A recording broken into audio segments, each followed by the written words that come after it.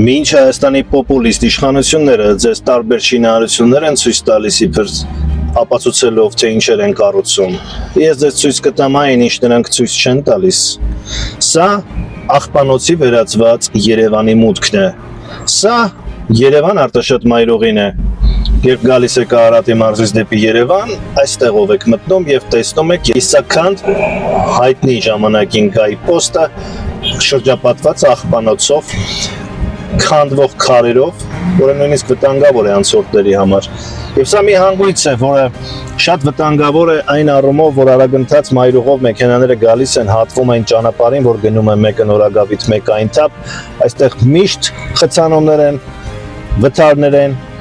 եւ շատ վտանգավոր է կյանքի եւ առողջության համար քաղաքացիների, որովհետեւ եթե որևէ մեկը կորցնի վերահսկողությունը կամ արագությունը չկարողանա կառավարել, ողբերգական մահերը այստեղ ուղղակի անխուսափելի կլինեն։ Եվ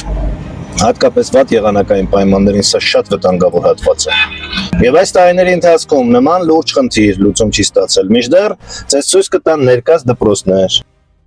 Եվ սա Երևանի դեմքն է, առաջինը հյուսիս-հարավից որ գալիս եք,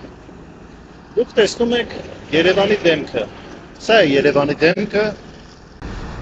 Այստեղ պետք է կառուցվի կամ էստակադ կամ թունել, որպեսզի այս խայտառակությունը լուծվի, վթարները, խցանումները եւ Երևանի մուտքը կահավորվի որպես